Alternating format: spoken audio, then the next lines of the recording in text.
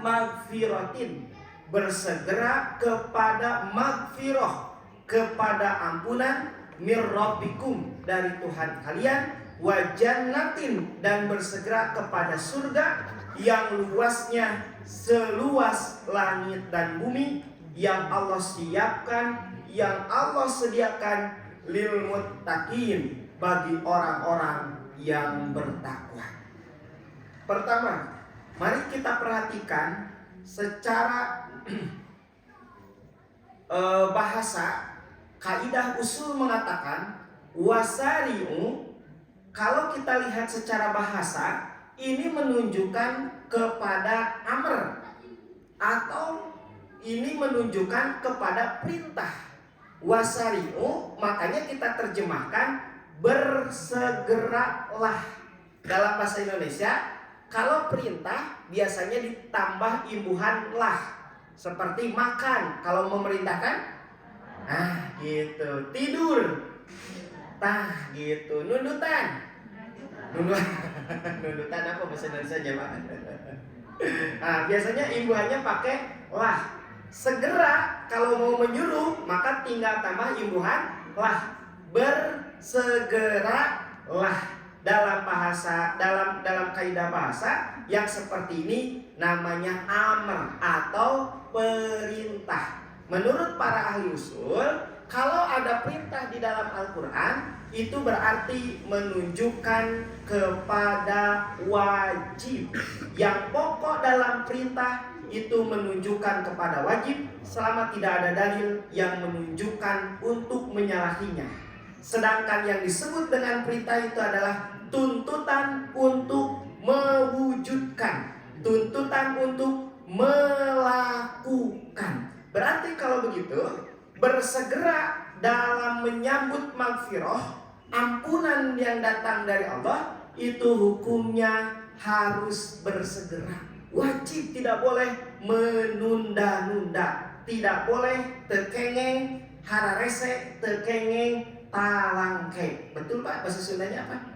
Hararese talangke nya terus. Tekengeng hararese, tekengeng talangke. Tapi harus bersegera, harus gercep. Kalau bahasa zaman sekarang apa? Gerak cepat. Nah, jangan menunda-nunda. Kata Allah Subhanahu wa taala, wasari'u, bergegaslah menuju ampunan, kepada maghfirah. Yang jadi pertanyaan selanjutnya adalah, maghfirah itu sebab atau akibat? Pak, Bu, maghfirah itu sebab akibat? Akibat. Berarti kalau begitu, tidak akan tiba-tiba muncul turun maghfirah dari Allah. Maka harus ada sebab yang mendatangkan, yang menurunkan maghfirah dari Allah. Mual ujuk-ujuk, mual sekonyong-konyong, nggak akan tiba-tiba turun maghfirah dari Allah. Tetapi harus ada sebab yang bisa menghadirkan dan mendatangkan maghfirah dari Allah Subhanahu wa taala. Makanya kata para ulama, yang dimaksud wasari'u ila maghfiratin itu bergegaslah kepada amal, kepada perbuatan yang bisa mendatangkan, menghadirkan ampunan dari Allah Subhanahu wa taala. Jadi begitu terdengar Allahu Akbar, Allahu Akbar, terdengar adzan. Berarti di situ Allah Subhanahu wa taala sudah memanggil kepada kita. Jangan menunda-nunda.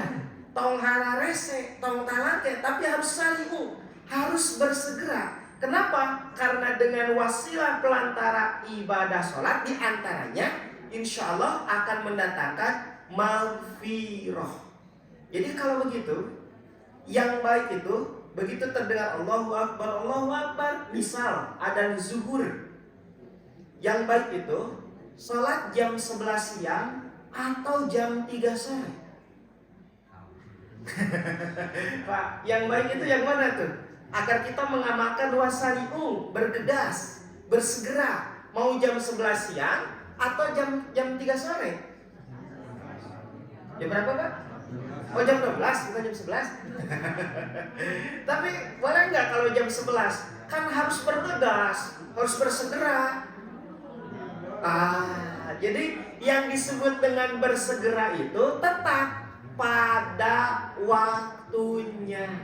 Makanya dalam pelaksanaan ibadah yang terkait dengan zamannya, yang terkait dengan waktu, biasanya rata-rata para ulama membagi 3. Ada waktu awal, ada waktu tengah, ada waktu akhir.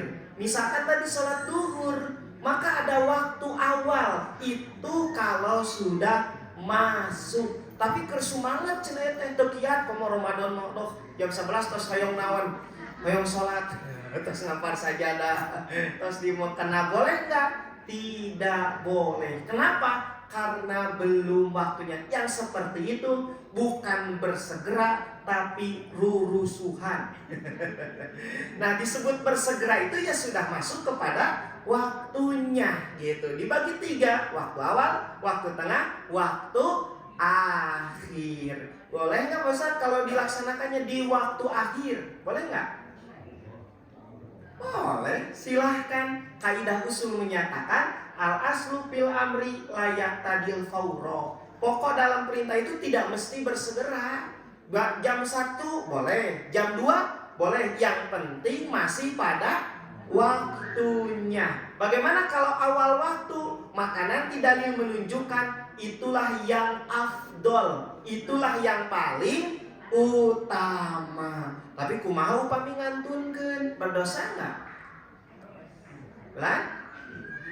Pami ngantunkeun kewe salatna tabu 2:30, pek teh tabu 2 ngantunkeun. Dosa enggak, Pak? Dosa apa? Orang yang seperti ini bukan tidak mau sholat, tapi menunda sholat. Maka dosanya itu bukan karena belum sholatnya, dan dari awal juga mau sholat, hanya keburu meninggal. Paling nanti pertanyaan selanjutnya dari malaikat adalah kunaon bet menunda sholat. Jadi dosanya itu bukan karena tidak sholatnya, tapi karena tak eta ngangkengke hararese lalai gitu. Tinggal nanti balik lagi kepada setiap orang. Hararese lalai teh karena apa? Misalkan ada seorang dokter sedang melakukan operasi, nuju nanggung, jarum masih kene nojos, benang masih kene belum beres gitu. Sudah terdengar waktu adzan, da saur dalil oge wasari'u ila magfiratin kantunkeun we pasien teh atuh ngudag. Nah, tentu saja kan kondisional, tidak setiap orang bisa dihukumi yang sama, berbeda-beda. Maka yang kita hukumi itu adalah karena lalainya. Bagaimana kalau ada orang dari sejak awal tidak mau sholat? Pek teh jam 2 ngantunkeun, dosa teu? Kenapa berdosa? Tah, ieu mah teh awal oge memang tidak mau sholat. Teh beda kan tadi mah menunda sholat, ini mah tidak mau sholat. Jelas beda kasusnya. Nah, sekarang kaitan dengan ibadah saum. Allahu Akbar, Allahu Akbar. Terdengar adzan maghrib. Segera berbuka, menunda berbuka. Boleh nggak menunda berbuka? Tadi pas adzan zuhur menunda sholat boleh nggak? Boleh. Nah, sekarang menunda berbuka. Dan Bapak mah jam-jam kuat, sehat lah. Nanti saya mau pada Isya juga masih kuat, tenang aja lah. Begitu Allahu Akbar, tenang, masih saum, saya sanggup. Boleh nggak? Sekiranya menurut hemat kami, kalau orang tersebut tahu dan mengerti kepada istilah takjil. Takjil itu apa ya? Menyegerakan, bukan kolak, bukan gehu. Kita makan lucu, ditanya, "Pak, udah takjil belum?" "Belum." Cimanis atau teh manis atos, bala-bala atos, pedah teu acan kolak, jadi teu acan naon? Takjil. Nah, belum takjil. Takjil itu artinya menyegerakan. Menyegerakan apa? Menyegerakan berbuka. Maka yang seperti itu namanya takjil. Hukumnya harus menyegerakan berbuka. Haram hukumnya kalau dia semata-mata menunda berbuka. Semata-mata menunda berbuka. Pedah kuat tidak boleh. Harus menyegerakan apa? Berbuka gitu. Harus disegerakan. Nah makanya beda kasus dengan yang tadi. Kumacan apa ayeuna bukana setengah genep satu acan adan. Nah tadi balik lagi. Disebut menyegerakan itu pada masanya, pada waktunya. Jadi kata Allah Subhanahu wa taala, wasari'u, bergegaslah, maksudnya adalah bersegeralah, bergegaslah kepada amal yang bisa mendatangkan maghfirah dari Allah Subhanahu wa taala. Bukankah di antara target saum yang kita laksanakan itu adalah mengharapkan maghfirah, mengharapkan ampunan dari Allah Subhanahu wa taala, termasuk qiyam Ramadan yang disebut dengan tarawih yang kita laksanakan di setiap malam di masjid berjamaah. Bukankah harapan yang kita inginkan itu adalah mendatangkan maghfirah dari Allah Subhanahu wa taala? Kata Rasulullah, man shoma ramadhana imanan wahtisaban ghufira lahu ma taqaddama min dzanbi. Itu kan targetnya jelas sekali. Apa? Yaitu mengharapkan diampuni turunnya maghfirah dari Allah Subhanahu wa taala. Kata Rasulullah, man qoma ramadhana imanan wahtisaban ghufira lahu ma taqaddama min dzanbi. Ternyata di antara target Ramadan, siangnya saum, malamnya qiyamul Ramadan atau tarawih, target di antara targetnya itu adalah mendapatkan maghfirah dari Allah Subhanahu wa taala. Baru setelah mengharapkan, menginginkan diturunkannya, dicurahkannya maghfirah dari Allah Subhanahu wa taala, baru kesananya wajannatin, baru surga. Yang jadi pertanyaan dan persoalan adalah kenapa diungkapkannya maghfirah dulu baru kesananya surga? Kenapa tidak dibalikkan? Wasari'u ila jannatin wa maghfiratin, bersegeralah menuju surga dan menuju ampunan. Kenapa tidak dibalikkan? Nah, menurut hemat kami setelah membaca beberapa referensi, ini satu isyarat dari Allah Subhanahu wa taala. Apa? Bahwasannya tidak akan ada orang yang masuk ke surga kalau dia masih memiliki dosa.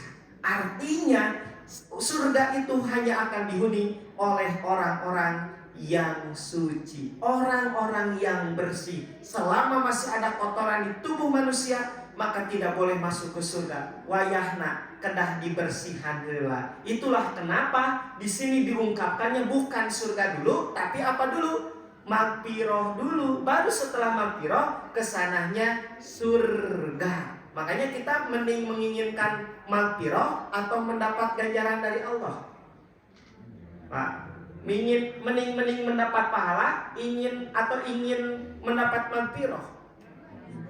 Dua-duanya. Nah, ini disyarat dari Allah. Kalau orang mendapat maghfirah, maka insya Allah besar kemungkinan akan mendapat surga. Kalau orang mendapat pahala, belum tentu mendapat surga. Dalam artian selama masih ada kotoran pada dirinya, misalkan sudah bersih 95%, tapi masih ada kotoran 5%, sedikit lagi, tetap dia tidak boleh masuk dulu ke surga. Surga adalah tempat yang suci, akan dihuni oleh orang-orang yang bersih, orang-orang yang mendapatkan maghfirah, orang-orang yang mendapatkan ampunan dari Allah Subhanahu wa taala. Salah satu waktu yang harus kita perhatikan itu diantaranya adalah waktu sahar, yaitu akhir malam. Kenapa? Kata Allah Subhanahu wa taala, sifat ciri orang-orang yang bertakwa itu adalah memohon istighfar di waktu itu. Kata para ulama, kenapa? Karena waktu sahar akhir malam itu adalah sa'atul ijabah. Perbanyak istighfar, perbanyak mohon ampunan di waktu sahar, di waktu akhir malam. karena besar kemungkinan doa kita akan diijabah oleh Allah Subhanahu wa taala. Nah, makanya kesananya baru wa jannatin, kita harapkan surga setelah mendapatkan magfirah. Yang mana surga ini luasnya seluas langit dan bumi. Bukan berarti tidak ada neraka. Beda, surga itu luasnya seluas langit dan bumi. Seperti orang-orang Yahudi yang mempertanyakan kepada Rasulullah. Orang Yahudi baca ayat ini, berarti tahu nggak? Oh, tahu, hafal mereka. Mereka itu update, mereka terus pantau setiap wahyu yang turun kepada Muhammad. Maka ketika di masa turunnya wahyu, mereka mempertanyakan kepada Rasulullah SAW. Ya Rasulullah, di dalam Al-Quran ada ayat yang berbunyi wa jannatin arduhas samawati wal ardh, bahwa surga itu luasnya seluas langit dan bumi. Maka orang Yahudi tersebut bertanya, kalau begitu di manakah surga? Di santina teh seep kaplingna kunaon? Ku surga. Dugikeun ka teu aya naon? Teu aya neraka. Maka bagaimana jawaban Rasulullah? Karena orang ini bertanya bukan cari jawaban, tapi orang ini bertanya ngeyel. Mau memperolok-olok, mau mempermainkan. Maka Rasulullah SAW pun tidak serius. Rasulullah menjawab, sekarang siang malam. Pertanyaannya, di mana siang? Sekarang malam, pertanyaannya di mana? Siang. Kancek manehna teh cenah, surga teh seluas langit dan bumi. Kalau begitu di mana neraka? Ditanya lagi. Sekarang siang malam. Kalau begitu di mana? Siang. Dipermainkan lagi gitu. Diolok-olok lagi, dibalas oleh Rasulullah SAW. Maka surga yang luasnya seluas langit dan bumi, harusnya ini jadi sindiran buat kita. Apa sindirannya? Masa surga yang luas seluas langit dan bumi kita tidak mendapatkan kapling walau hanya untuk badan kita? Harusnya surga yang luas seluas langit dan bumi kita mendapatkan kapling untuk diri kita. Kenapa? Surga itu sangat luas sekali.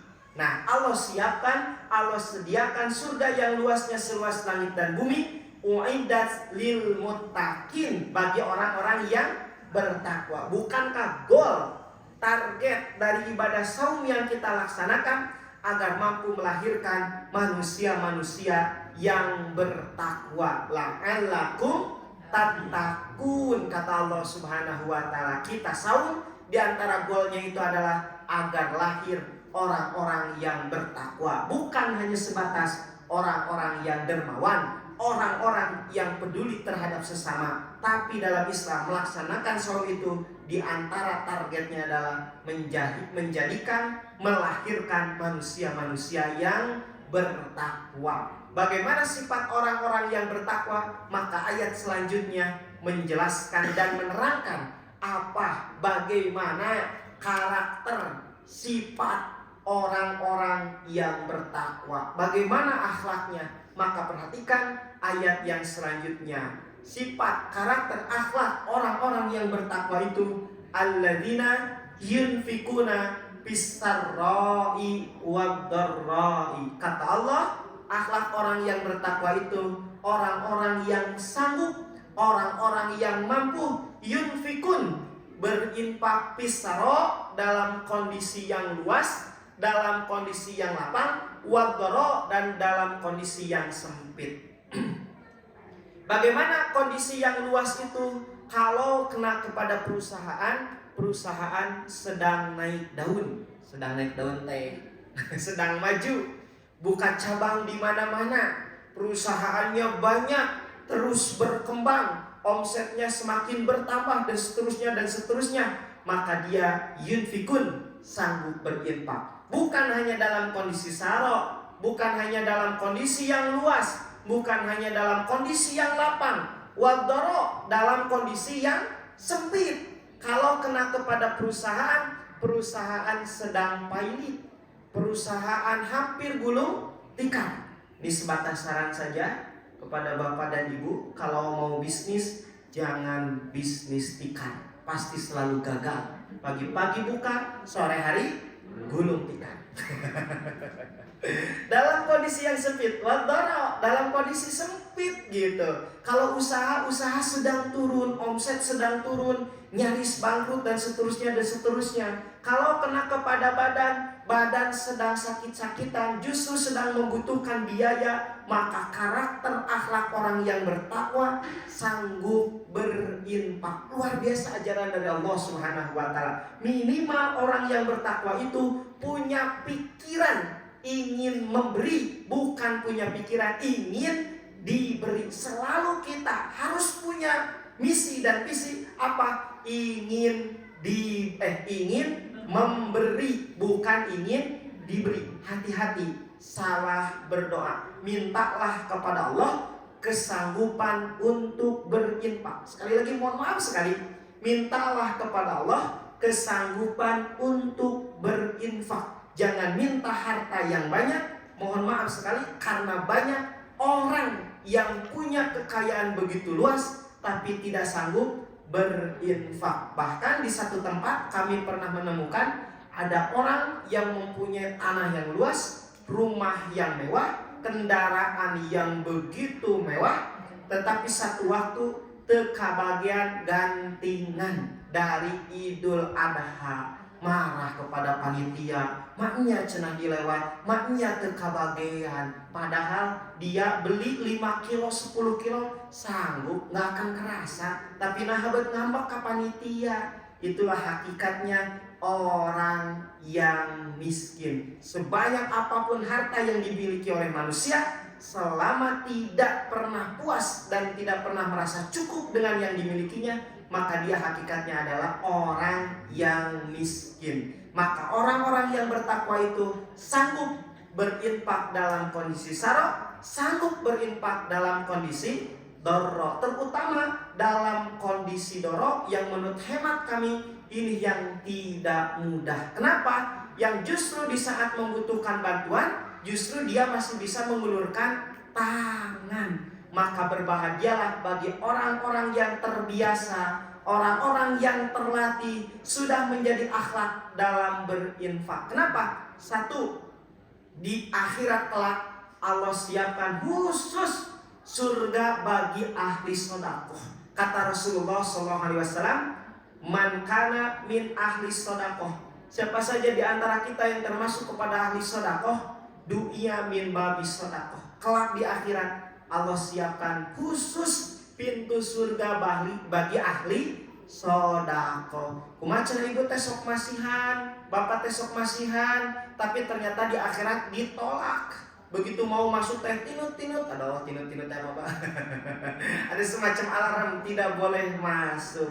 Berarti gampang logikanya. Berarti yang seperti itu bukan ahli sedekah. Karena siapapun di antara kita kalau termasuk ahli sedekah, maka layak dan boleh masuk melalui pintu tersebut. Allah siapkan khusus pintu tersebut bagi ahli sedekah kelak di akhirat. Kedua, sewaktu masih di dunia ternyata akan senantiasa didoakan oleh malaikat. Di setiap subuh, di setiap pagi akan ada 2 turun malaikat mendoakan kepada manusia. Pertama, mendoakan kepada ahli sedekah, kepada orang yang berinfak. Allahumma a'ti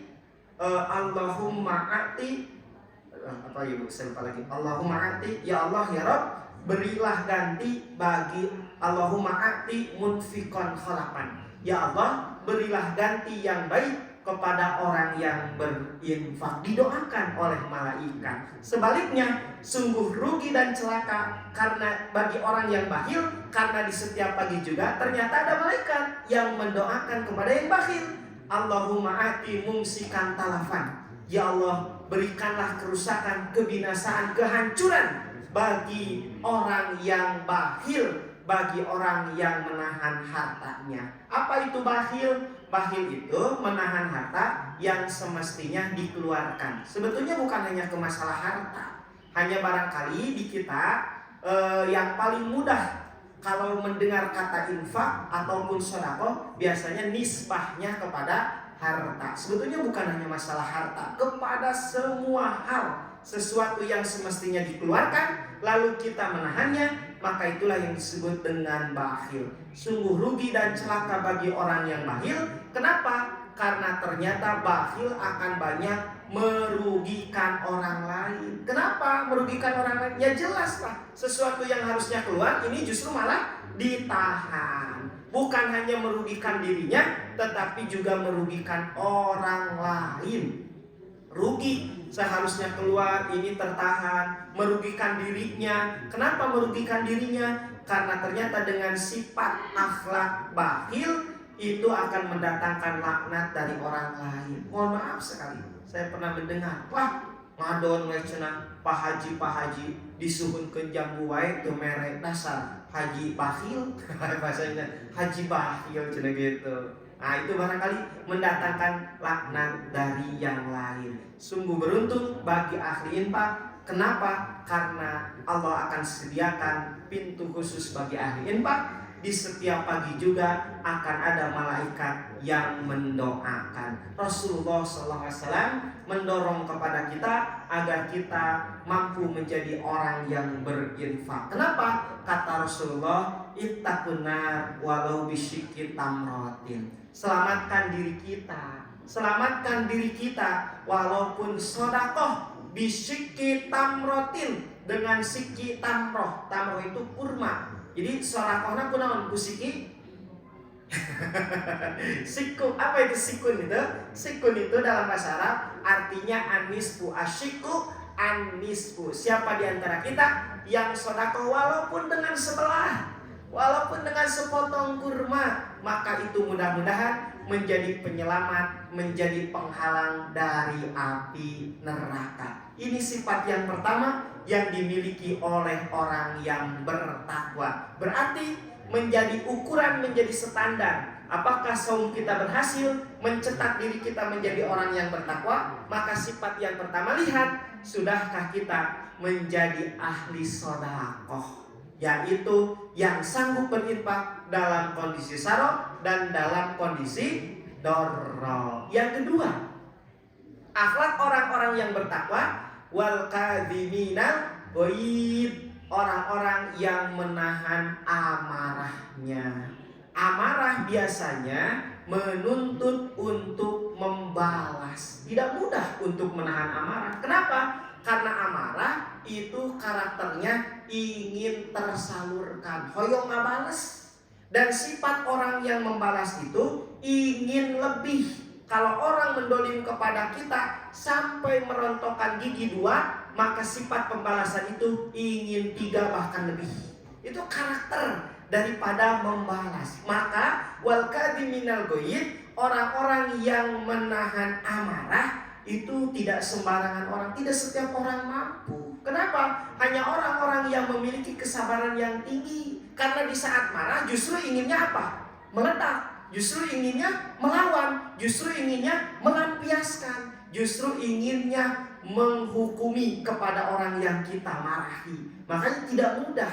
Maka kata Rasulullah SAW, laisa sadidu bisyur'ah, bahwa orang yang kuat itu bukan orang yang pandai bergulat. Orang yang kuat itu bukan orang yang jago berkelahi, juara MMA mungkin hari ini. Tetapi kata Rasulullah SAW, innama syadidu alladhi yamliku nafsahu indal ghadab. Orang yang kuat itu adalah orang yang sanggup menahan dirinya indal ghadab, ketika marah. Sifat marah adalah gorijah, insting dari Allah Subhanahu wa Ta'ala diberikan kepada setiap manusia, kepada setiap orang. Masing-masing kita punya sifat marah, tetapi harus bisa menempatkannya secara profesional. Kenapa? Karena kalau salah menempatkan, maka akan nanti melahirkan tindakan dolim. Kita harus bisa menempatkan di mana kita semestinya marah, kepada siapa semestinya kita marah, dalam urusan apa semestinya kita marah, kepada siapa, dalam urusan apa, kenapa kita mesti marah. Kalau tidak bisa menempatkan ini, maka dipastikan lahir tindakan-tindakan zalim. Kata Imam Asy-Syafi'i, siapa yang semestinya marah tapi tidak marah, sesungguhnya dia itu adalah keledai. Ini sifat yang kedua yang dimiliki oleh orang-orang yang bertakwa, yaitu kadhiminal ghaidh, menahan amarahnya. Satu waktu cucunya dari Ali itu punya putra Hasan dan Husain. Hasan dan Husain punya putra dinamainya Ali juga. Jadi nami Akina gitu. Jadi kalau begitu Ali bin Hasan bin Ali gitu, cucu dari Ali namina Ali. Hasan bin Husain punya putra, nggak tahu Hasan atau Husain, saya lupa lagi. Ya, dikasih nama Ali. Satu waktu dia punya hamba sahaya, dia, maka disuruh hamba sahayanya untuk menuangkan air dari semacam kendi kalau hari ini untuk melaksanakan wudhu. Nuju wudhu, kendi dikocorkan. Ternyata entah kenapa si kendi itu lepas sampai mengenai kepada kepala, benang kanu mastakana. Tidinya Hasan bin Husain marah enggak? Marah enggak, Pak? Marahlah, sama sebagai manusia. Hasan bin Husain kalau saya bayangkan kurang lebih begini. Nah, itu ngaliuk langsung melirik, dipelong langsung gitu. Maka hamba sahaya ini pintar. Begitu tahu Ali bin Husain marah, langsung baca ayat Quran. Alladzina yunfikuna bis-sarra wad-dharra wal kadhimina ghaidh. Yang tadinya mau marah, mata sudah melotot, langsung sayup begitu mendengar ayat itu. Wal kadhimina ghaidh, langsung tidak jadi marah, langsung reda amarahnya. Diteruskan lagi hamba saya itu baca wal afina anin nas, saya maafkan kamu. Ditambah lagi ayat itu, diteruskan lagi bacaannya, innallaha yuhibbul muhsinin, Allah cinta kepada orang-orang yang baik. Hei hamba sahaya, sejak hari ini kamu dibebaskan. Kebayang gak Pak kalau di kita ada karyawan seperti itu? Kira-kira apa yang dilakukan oleh si tuan, oleh bosnya apa? Wah, jika nama langsung dipecat. Kengeng pesangon, poro-poro pesangon, gaji nu kamari wae teu dipasihkeun. Kalau terjadi mungkin di kita, tapi mudah-mudahan tidak terjadi seperti itu. Langsung oleh Ali bin Husain dibebaskan, sanggup menahan amarahnya. Yang ketiga, yang terakhir, sifat karakter daripada orang-orang yang bertakwa, wal afina anin nas, memaafkan kesalahan orang lain. Apa itu afun? Maaf itu apa Pak? Bu, maaf apa maaf? Sebentar lagi kan mau Id ya. Biasanya sering tuh banyak masuk ke WhatsApp, lewat telepon, berjumpa dengan orang. Mohon maaf ya. Nah, apa itu maaf? Saling memaafkan, bermaaf-maafan. Apa itu maaf? Salah satu sifat Allah afuun. Di antara malam-malam yang harus kita baca, terutama di malam ganjil, itu doa yang diajarkan oleh Rasulullah kepada Ibunda Aisyah. Apa doanya? Allahumma innaka afuwun tuhibul afwa fa'fu anni. Ya Allah ya Rabb, Engkau itu maha pemaaf, Engkau mencintai maaf, maka maafkanlah kami. Yang jadi pertanyaan, apa itu maaf? Maaf itu apa Pak? Ya maaf aja Pak Ustaz.